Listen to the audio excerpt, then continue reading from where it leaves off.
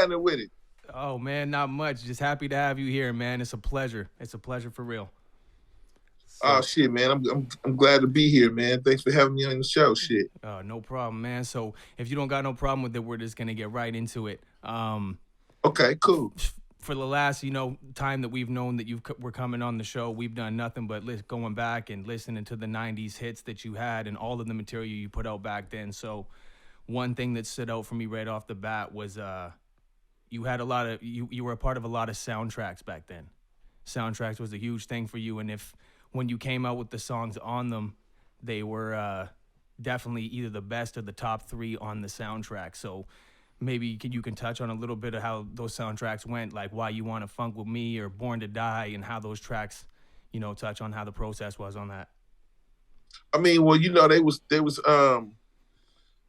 was cool because I was signed to the major label, and they would you know talk to movie companies or whatever. They had connections with the movie companies, and I was floating around LA a lot back then, and I was doing a lot of networking with people and shit, and so and a lot of opportunities came along, and those happened to be the opportunities. I just took advantage of them. And the songs, it was just at the time the movies that they was doing or making, and the songs that we were creating were already in line with each other anyway. So all I really had to do, Tales from the Hood, was about you know black on black crime, police brutality, violence in the home and stuff like that. And shit, my whole album was about that.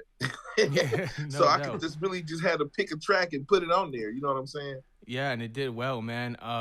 And when you go back to you don't see it as much nowadays, but when you go back to Why You Want to Funk With Me, which is honestly one of my favorite tracks that you've done, it sort of is an example of a track where like some legends got together, got a funky ass beat, and really put in that work and made history. Where it's like over 20 plus years later, and you're still listening to it like it just came out yesterday, and it's crazy how you guys were able to do that, right?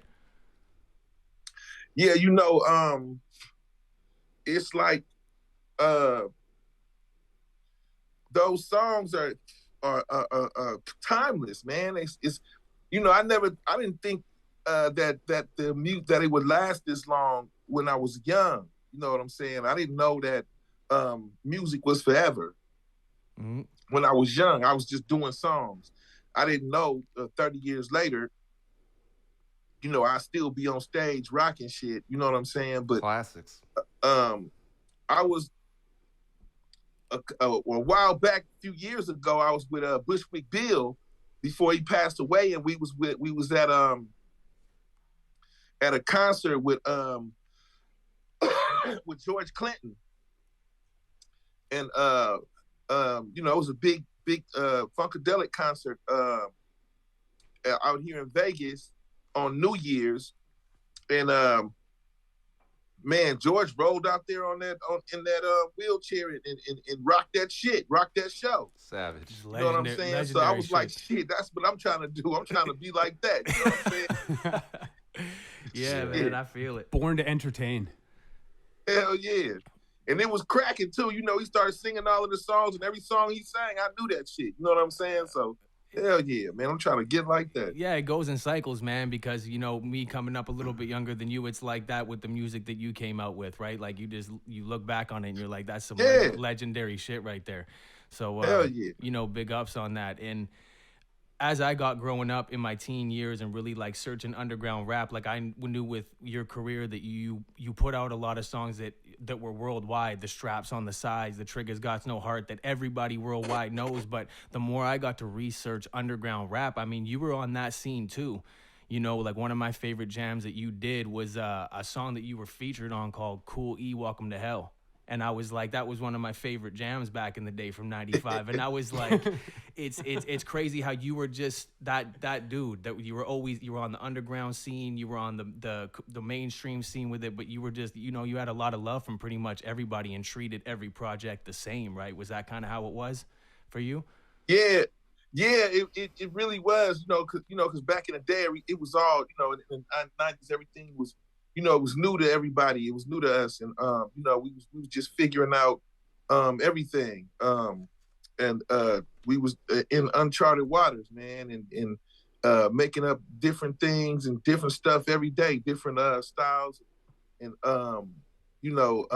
different ways to captivate our audience every day. Absolutely. So it's always expect the unexpected when it came to us. We was always constantly trying to think of new ways to get shit popping. You know what I'm saying? Yeah. And to make it like as best as possible, you need some sort of influence in your life for each project, right? Who are the people that were making music at the same time that kind of gave you some sort of influence? Well, definitely the whole NWA posse. You know what I'm saying? From Ice Cube to Eazy-E to Ren to Dr. Dre, DJ Nice. Yella, DOC. I knew all of the words to all of their albums and all of their music, and I had they posters on my wall and stuff. And all of a sudden, I got fans, and people got my posters on their wall at the same time, and it was just cool hanging out with them dudes or meeting them, opening up for them and stuff. Gave me a lot of energy, and they was definitely a big impact. Ice-T, when I seen Ice-T in Breaking, way back in the day, everything, all of that was the influence. So you could look at, Spice One as a mix between all of that. I grabbed a little something from everybody and became Spice One. Yeah, definitely. I was just thinking too, to touch more back on like how you kind of treated everybody with the same kind of respect, whether it was underground or mainstream or whatever. And we were going through the album that you executive produced. I think it was in '97, 187 Fac. You know what I mean? Just giving, Yeah. and that shit's a slapper, man, all the way from the front to back. And it just seemed like you kind of just you gave them the opportunity and you let them shine. So, I mean, can you touch a little bit on that, how that was, the process of making that album and giving them, because Ant Banks was your dude, and I don't know how close they were, but you were like, it seemed from the outside that you were like, this is my opportunity that I'm going to give to you guys and go do your thing, and I'm going to help you along the way. Yeah, I felt like, it's kind of dangerous to be the only baller, the only motherfucker out here doing something. Yep. So at the same time, and I wanted to, I just didn't want to be the only cat to blow up from my hood. I wanted to see somebody else blow up and look at it from the outside in. And I wanted to see somebody else prosper and have something, and see the looks on their faces when they became successful or they did something for their family or did something. So yeah, I was definitely trying to recruit different cats from around my neighborhood that I felt that was worthy or really was trying to get somewhere and be somebody. And it happened to be Dan Finn and Frank J and G Nut and the whole 187 Fac. And rest in peace to Frank J and G Nut is gone. Yeah, rest in peace. Yeah. DJ Extra Large still here, and Dan Finn is still here, and Chaos. But it's a lot of dudes in them videos ain't even here no more. A lot of cats is gone. And when they say success is a lonely road, man, they really mean it. You know what I'm saying? Because all of the people watching, or all of the cats watching that's in their early 20s and going into their 30s and stuff like that, you're gonna see who gonna last and who not gonna last, and the things that they did to get to the positions that they are in life, or the roads that they heading down. So I mean, yeah, it's a lesson I wanted to teach a lot of cats that was growing up with me too, because you learning as you go along. Absolutely. So definitely, Absolutely. I wanted to see like cats do their thing. It was we had our artists as far as rappers, but it was a clique. and everybody wasn't rappers. You know, some people was you know, I had a whole little organization going on. You know what I'm saying? We had different cats that did different stuff that was in the clique. You know, so I mean, we had older cats, younger cats, and you know, we had a few doctors, some lawyers. You know what I'm saying? Give everyone a job, some gangsters. You know, all kind of. You know, so hey, you gotta surround yourself with people that's headed toward the same goal, and that's what we was doing, man. You know, we was all trying to be successful and do our thing. We actually had a previous episode that was actually an episode about Tupac, All Eyes on Me, and Biggie, Life After Death, and just the impact that had on so many people, and you being like on the front line of that whole situation with your relationship with Tupac, and it's crazy. I wish you were there for that conversation, just for the fact that I see you had mentioned that you were locked up in LA County when All Eyes on Me happened. So we were curious at that time. I mean, if you could have taken that away and been able to be there with Pac when you did All Eyes on Me, which track would you have picked, or which tracks would you have picked to be on? Man,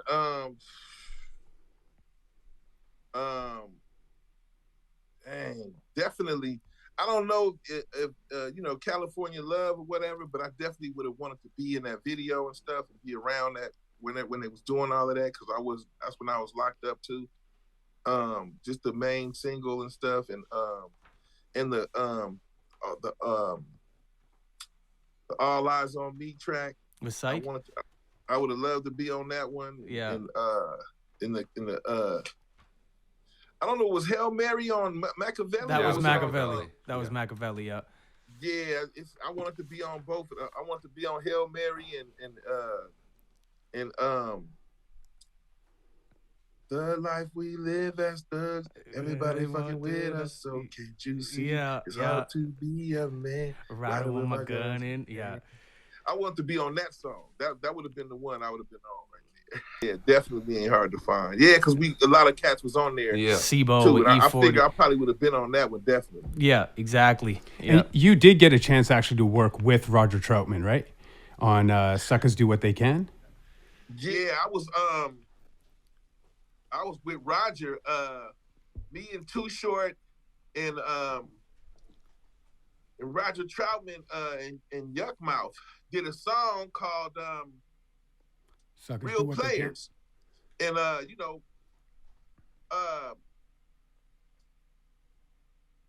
we recorded the song, and you know, I gave Roger like 20 grand to do the shit, you know.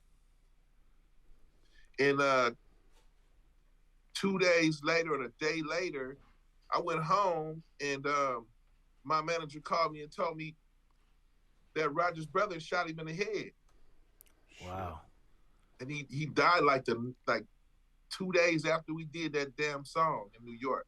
Wow, yeah. He didn't die in New York, but I guess he went home, and he got into it with his brother, or something happened or whatever. I don't know what it was, but you know, that's when everything went down. And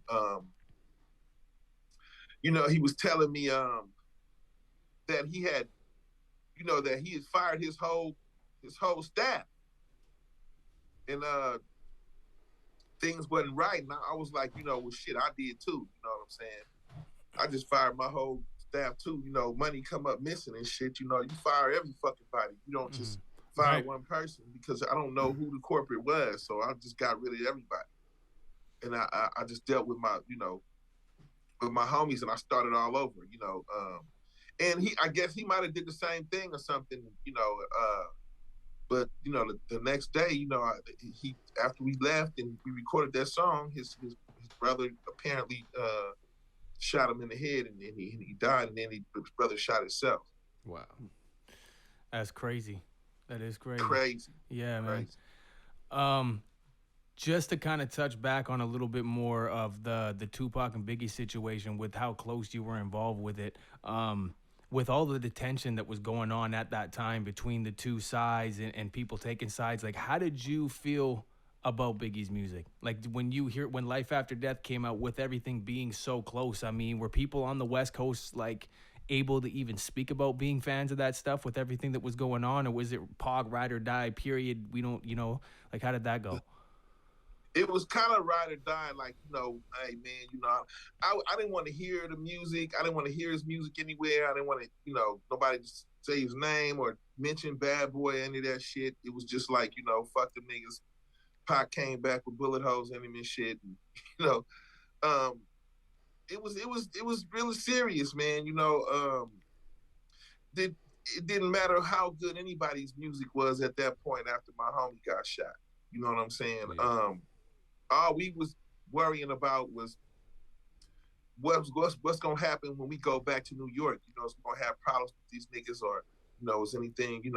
We got to come out there strapped and dump on the first motherfucker that looked funny, or that cock his eyebrow up, or we didn't. That's all that was really going through our head, because motherfuckers, it was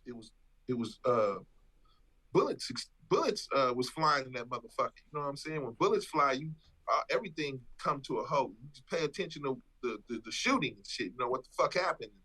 Make sure you ain't getting caught up in that shit. And, if you gotta knock a motherfucker down or take off a head or two, then that's what you're gonna have to do. But you just gotta, it was war. As far as we was concerned, definitely, because when I was alive, he would let me know how much my music influenced him. When he was alive. Yeah. That's sick. So, yeah, definitely. But after he passed, I was kind of like, I wanted to take every piece of knowledge that I and game that I learned talking and kicking it with him, and put it into my music, just to honor me and his friendship. You know what I'm saying? As far as the things that we talked about, and what we wanted to do, and how we wanted to change the game in the rap game, and do a Thug Nation and Thug World and all of that. I wanted to move forward with all of that. You know what I'm saying? So I did, and I didn't have to go on nobody else's platform and use anyone else's name or any of that shit. I could rock on and Spice One and push Thug World and rock this thug shit until I'm 6 feet. Because he passed in '96, and my dad passed in '97. So yeah, it was a lot going on, a lot of emotions and a lot of things was going on with me back then with Black Bossolini with the album. So definitely, the death of my father and the death of my closest homie in the rap game was affecting me and my music and everything. Definitely. Yeah. When you put that album together, it starts off with a lot of influence from Paris. How did Paris's influence at the beginning kind of transition through the whole album?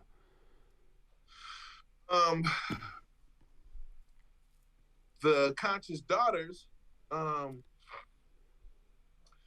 would always tell me that Paris wanted to work with me or whatever, and then I would hear, he would hit me up and he would try to work with me, and we just never had the time. And then once that album started, I was going through a lot, man. The record label wasn't calling me back. I was dealing with a lot of stuff going on with the label and everything. I had him send me some tracks, and it was real bad between me and the label back then. And I was walking down Sunset Strip. This is how Bossolini album came about. I was walking down Sunset Strip, and Ice-T pulled up on me. And he was like, damn, he was like, Spice, what's happening, man? What you doing out here and shit? You know how he talk? Yeah, Spice, man, what you doing out here, man? That sounds like him. Down Sunset Boulevard, Yeah. And I'm like, I'm like, what's up, Ice? Man, I'm like, the record label won't. I'm like, I brought E40 over there to Jive Records, and they got a deal for a couple of million. I definitely got him his deal. I got him his deal over there at Jive. Wow. Real shit. And my manager or the label wouldn't call me back after that. Wow. At all. I didn't get a call back from the management or the label. And I told Ice-T what was up, and he was like, man, just come up to my studio, man, and just do your album. You send them your album, they gotta pay you your motherfucking money. You know what I'm saying? So I took Ice's advice and got in my car and drove up to his house, and I dealt with Hen G, which was Evil E's little brother, Ice-T's DJ. And he was doing the engineering, and I had a few songs I recorded with Paris. Those songs I had recorded with Paris. He sent me the beats to him and everything, and I recorded all of that stuff over there at Ice-T's studio, and sent the album in. Shout out to the homie Ice for giving me that alley-oop too. Telling me what was going on back then in '97 when I was completely,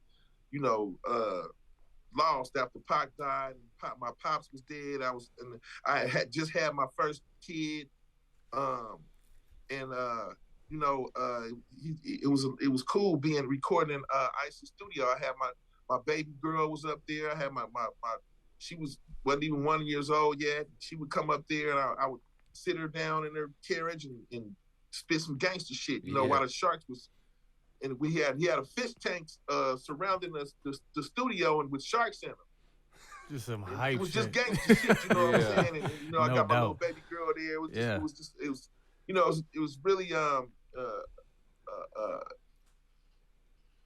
got fired up, exhilarating shit. Well, dude, the whole album's fire. We've all agreed on that. Fire. We were actually talking about it too, with just just your whole history in the game, you being cool with everyone. I don't think I've ever even really heard of you having a problem with anybody in the rap game at all. Everyone's always kind of been cool with Spice, and your reputation's always been really high. So, the relationship that you had with Tupac, I'm just curious because I from my understanding that you were probably one of the last ones to actually be personally with him before he went to Vegas and passed, correct?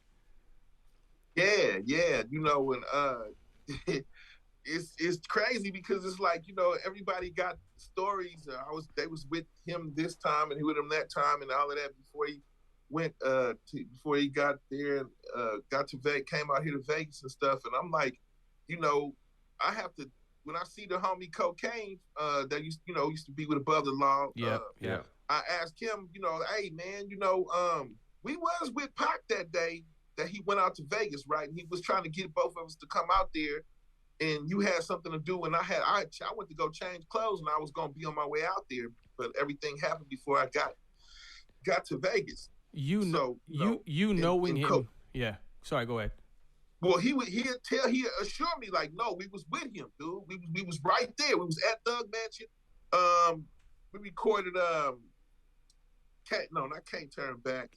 I got a lot of songs with Pac, so I think it was That's the one we were playing the other day was Can't Turn Back, and that shit is some fire right there. It was I'm losing it. It was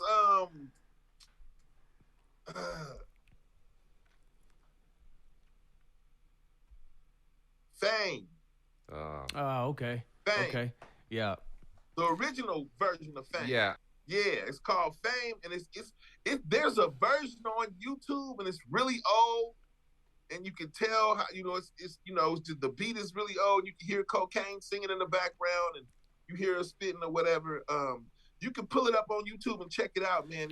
Did you notice just you being close with Tupac from back in like in his early days before all of that death row situation happened, when you actually met up with him, like obviously right near the end there, did you notice a difference in Tupac? Was there something that just wasn't right? About what was going on with him, or was it just like every other day with him? Or well, he was after Juice, he kind of, damn near turned into that character and shit. I've heard that too. After Juice, he turned into dude. You know what I'm saying? He turned into that, and so the things that happened to him, turned him into the person he was. I mean, he had to shoot them off duty cops. they blamed. It said he raped that girl, and then the little kid gets shot at the video, and a lot of things was going on, and he got shot, and and things in the past. It turned him into that person. So once he got to death row, he was already kind of on one. Yeah, You know what I'm saying? And getting to death row put extras on his shit. He was like, now I got some niggas I know that if I point my finger, they gonna go smash a motherfucker. You know what I'm saying?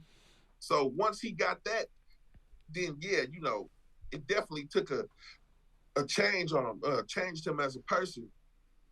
With great, we all know with great power comes great responsibility. Well, when he went to death row, that's when he got that power. He Absolutely. had the money, but when he got to death row, he got the power. Right. You know what I'm saying? Yeah. He was so fired up to do that song. Because one of the homies got killed in a jacking. Niggas tried to jack the homie, and they gave him his shit, and they killed him anyway. So we ended up, his funeral theme was "Jealous Got Me Strapped," and so that's how the song came about, because we had a mutual homie that got killed in a jacking, and the theme was "Jealous Got Me Strapped," and so he was like really excited about doing the song. He would call me like every other day, like, man, we gotta go do the fucking song. We gotta do the song. So yeah, we ended up getting there and recording it and knocking it down and being really satisfied with the outcome. Yes, and sir. It seemed like the fans was too. Shit. It's a classic. Yeah, definitely. Just to ask about the soundtracks again. I know that was it you were supposed to be O-Dog at one point, and Tupac was supposed to be Sharif, I think it was. Yeah, my manager at the time didn't follow up with the Hughes brothers as far as the business side of the aspect, the business aspect of everything. My manager did not keep up with the shit. I ended up firing his ass. I should have whooped his ass, but I just fired him.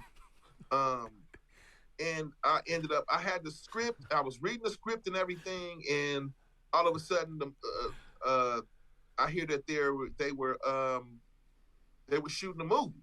So I was like, shit. Well, I just do the soundtrack. So I got the sound. End up getting the soundtrack. It was almost kind of like they just from like the way that it looks, it looks like they had Lorenz Tate play Spice One as O-Dog. You know what I mean? Even though you didn't play it, they kind of took your whole persona. Even Spliff here was saying like before how the intro to O-Dog was like America's Nightmare, just don't give a fuck, and like America's Nightmare like was just about to come like out. Some shit I would be saying. Yeah, exactly. Yep. Yeah. So it was like they were the but I mean Triggers Got No Heart was unbelievable on that album, man. Definitely, or that soundtrack.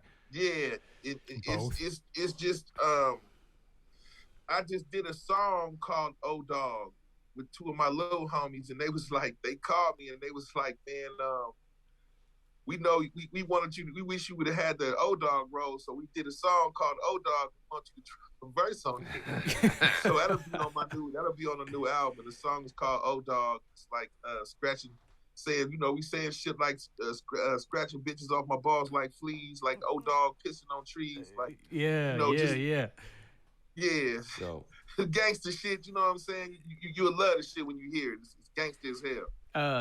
Speaking of that too, with your relationship with MC Eiht, man, you guys seem to have had a pretty close relationship. As you see, we got the the posters on the wall here with you guys, and you guys are in a few pictures together, and it seemed like you guys had a good relationship. How was your relationship personally with MC Eiht? Well, me and Eiht still the best of friends to this day. Me and Chill from Compton's Most Wanted, MC Eiht, even Boom Bam, the whole Compton's Most Wanted crew. Shout out to all of them cats, man. We still all good friends to this day. And shit, if they need me for anything, I'm gonna come through ride and shit. You know what I'm saying? It's been me and Eiht from the jump. We still make money together. We do shows together. And we collaborate as far as having conversations on what to do in the industry and how to advance and, you know, get shit cracking. So, How did you guys first meet? Well, when was the first time that you and Eiht actually linked up together? It was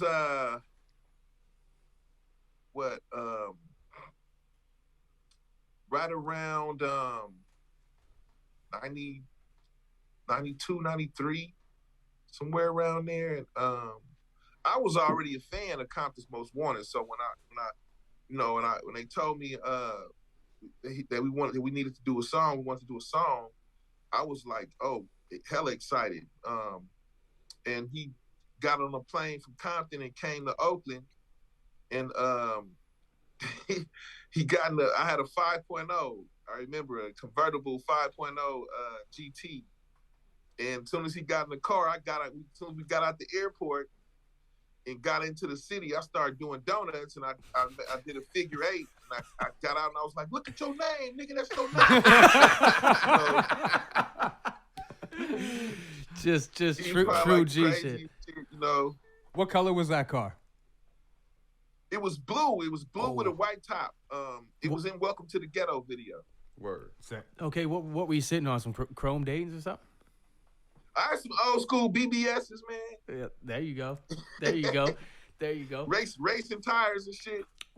One thing I noticed with because you were heavily connected with the Dangerous Crew, Ant Banks, Too Short, and I don't know how familiar you were with like Goldie and them on a regular basis, but yeah, I found that Ant Banks and Too Short, they kind of kept that style where, you know, the Oakland pimp thing and pimpin' hoes, that was kind of their main, like, to start things off, and you kind of went like your own way with it. Like you were like, okay, was that thought out or was just naturally happened? Because you were like, okay, you guys will be the pimps, and I'm just gonna be the hardest mass murdering motherfucker in the game. And was that a planned thing, or you like to be different, or was it just natural? I just wanted to be different. You know, I didn't want to do what everybody else was doing. You know, and as far as Spice One, you know, my nickname is Chico. My real name is Robert. You know what I'm saying? My Robert or Chico can't tell Spice One shit. Spice One does whatever the fuck he wants to do. Yeah. So, you know, with all of that said, anything, you know, Spice One he just spit gangster shit. It's a whole different person in me. And the nigga name is Spice One, and he just go the fuck off every time he hear gangsta ass beats. And he don't want to do no pimp shit. He's not a pimp. He's a gangster. Yeah. You know, and, he don't really, you know, it's cool, you know,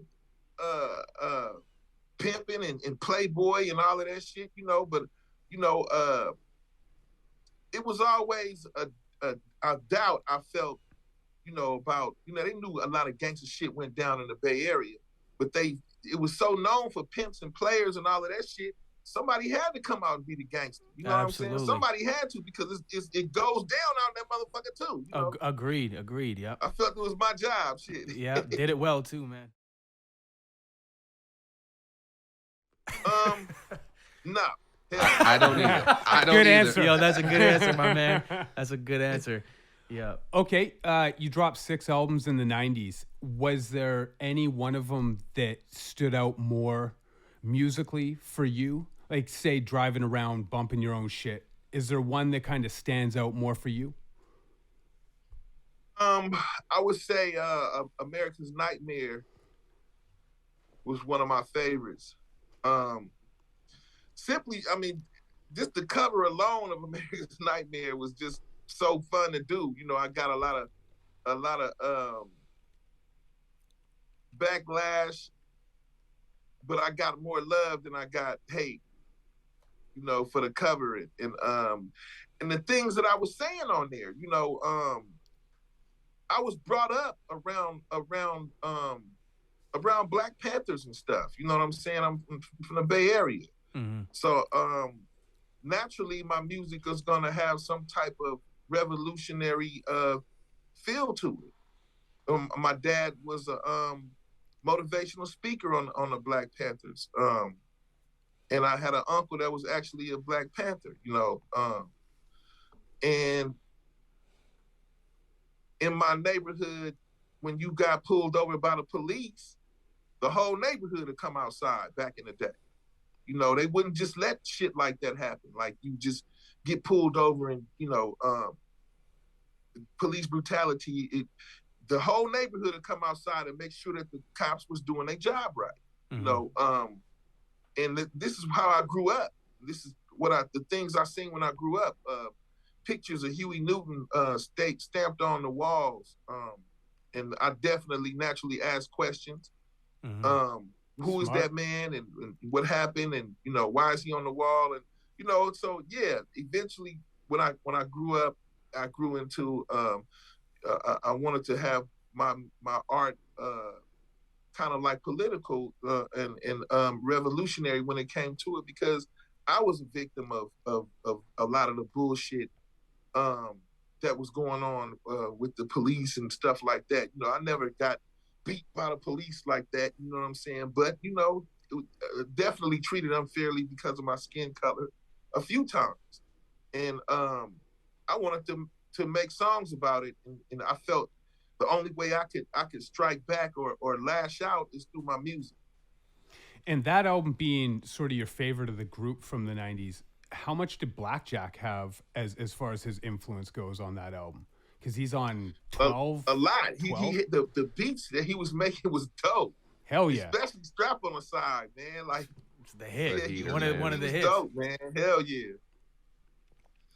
Shout out to Blackjack, man. And if you hear this interview, man, get at me. Let's drop some more shit, man. I know you got some fire somewhere, fool. Send me some heat. Yeah, nice. Definitely. I'd love to be hearing that shit. That's for that group of albums. That's my favorite as well.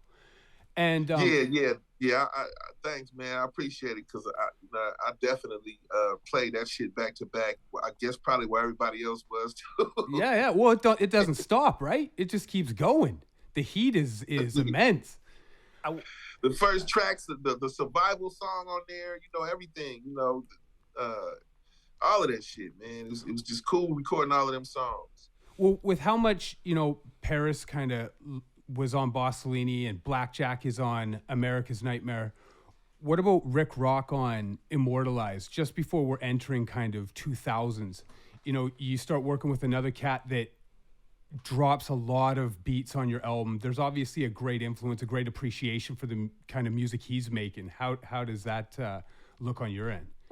Sometimes it always goes one way or the other. Either the guy who makes the beats enhances the rapper, or the rapper enhances the guy who makes the beats. I always take it as a challenge. So anybody who had dope beats, I would, you know, challenge them. Like, okay, you think you got a beat dope enough? You think your beat is gonna be doper than my rhyme, nigga? Yeah. Let's go. It's a battle, yeah. Let's go. Yeah. You know what I'm saying? So yeah, that's why I would go through different producers, and because, you know, like I said, my name itself, it speaks for itself. It's spice, it's different flavors. You never know what you're gonna get when you listen to a Spice One album. Because I like different producers, and I like, you know, I got different styles and flows and stuff like that. I like to surprise my audience, to captivate them with some bomb ass gangsta ass shit. You know what I'm saying? So and that's why I went to Rick Rock, because I knew he had some fire, and you know, just a combination of all of them producers together. I knew would kill the shit, kill it. Absolutely. Yeah, it was and it was crazy because, I mean, we're a huge fan of Method Man, but even going back to when you guys did Hard to Kill, we just had to throw it out there when we were listening to it. Like, he kind of went your way with it. Like, if you really listen to how Meth came on that song, man, he really was like, damn, Spice is coming with fire, man. I'm gonna go his way a little bit. Just to, you know what I mean? Even though he did him, it was really like he was taking a little bit of an influence from you, which is, it's crazy to say that, man, with a star like Meth, right? Well, yeah, you know that's the only song with a West Coast artist on it that's on the Wu-Tang's greatest hits. Wow. Legendary shit. So, yeah, so that's the only song on Wu-Tang's greatest hit with a West Coast artist on there.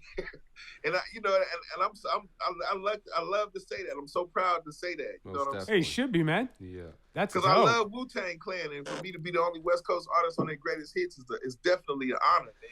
You know? Who was your favorite out of Wu-Tang Clan? I mean, that might be a tricky question for you, but I mean, who if you had to pick? Well, definitely Meth, because I hung around him a little. You know, we got to hang out a little bit, but you know, the whole Old Dirty Bastard was the homie too, though. You know what I'm saying? I used to kick it with him a lot. You know, before he passed away, we used to hang out at the Montreal at the hotel and stuff. So yeah, you got and damn, what's the one who be doing the kung fu movies? RZA. Yeah. RZA's cool as hell. I like RZA. He's a cool dude. Did you ever get on any of his beats?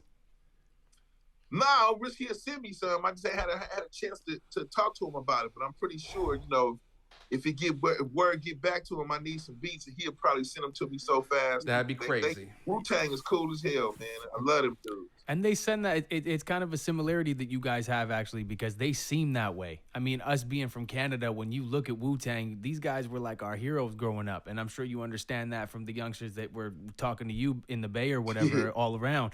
So they seem like just the coolest dudes. And there's a similarity, I think, with Wu-Tang and with Spice. And there's just generally just real ones. And the support system was huge back in the 90s for you guys.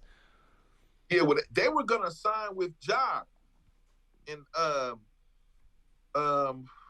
one of the representatives showed me their album, their music before they got the deal, and you know, they was literally asking me if they should sign Wu-Tang.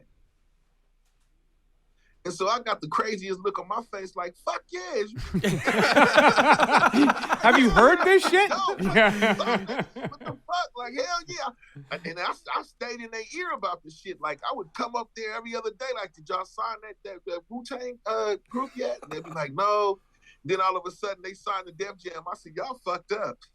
Y'all fucked up. Y'all should have signed Wu-Tang and shit. You know? That must have been I think it got back to them that I was pushing for them to try to get them some money. Yeah. And so, you know, they heard that I was out there pushing for them, and that you know, that had an impact on us when we actually met, started hanging out and stuff. Absolutely. Yeah, it's tight, man. In the 90s, shit, man, that would have to be a race between LA and the Bay Area. Yeah. Because I mean, in Compton.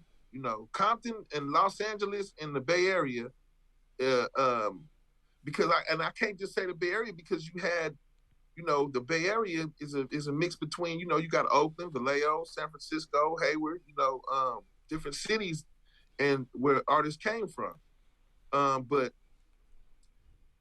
damn, Compton was just like, that's fucking NWA, man. Yeah. You know what I'm saying? It wasn't really too much you can argue about that shit.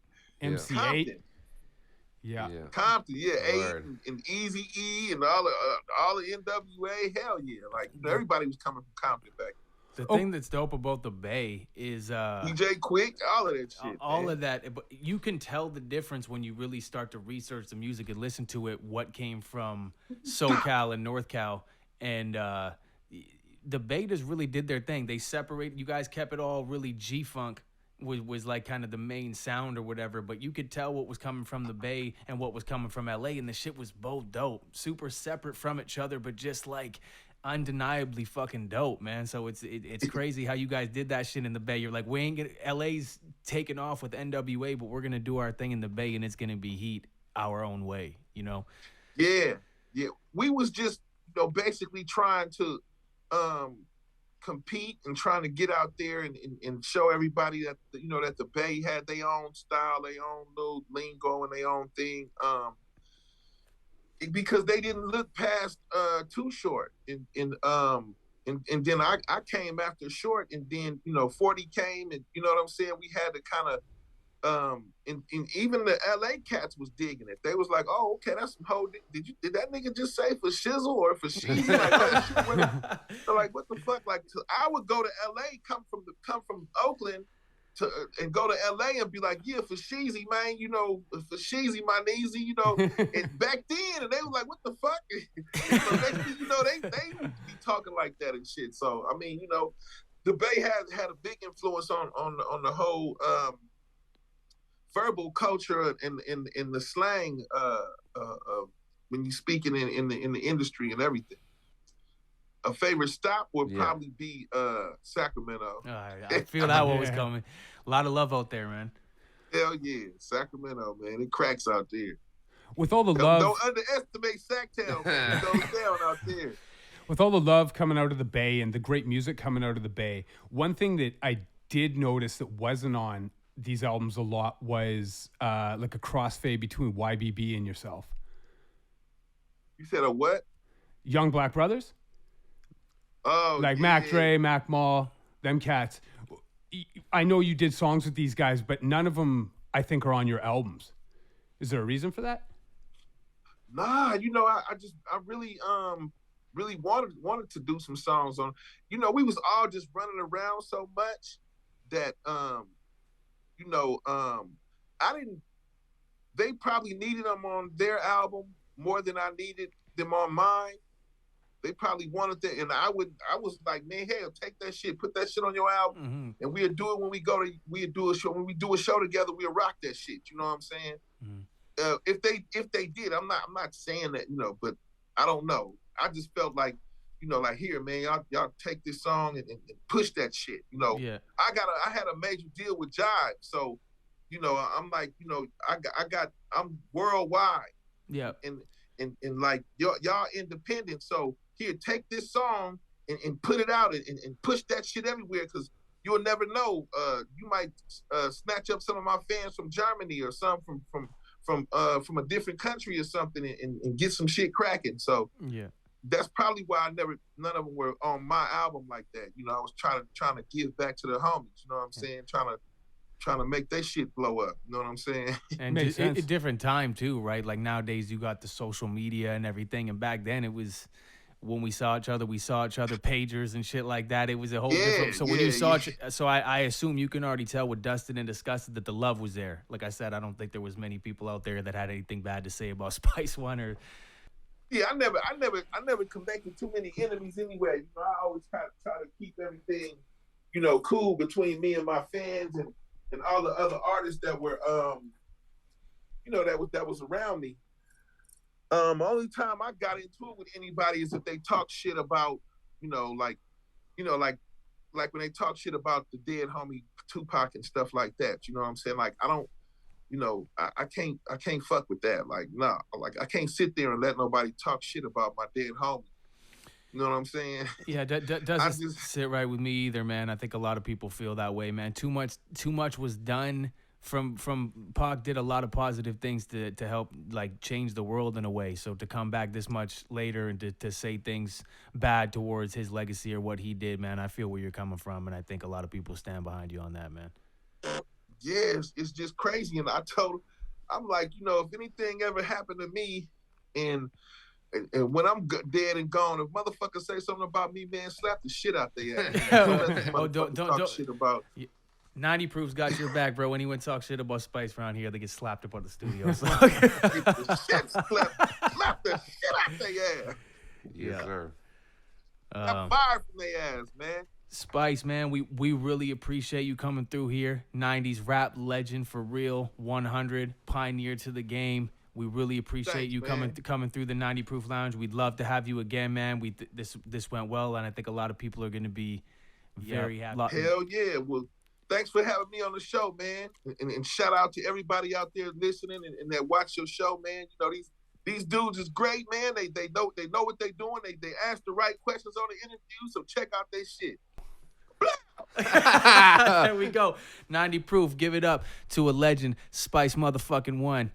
Spice Berg, thank you again. Peace, Keep bro. your head up, man. We're riding with you always, bro. Stay up. All right, y'all. Hell yeah. All right. Yeah. I feel ya. And we out, man. All right. All right. Thank you. 1, 2.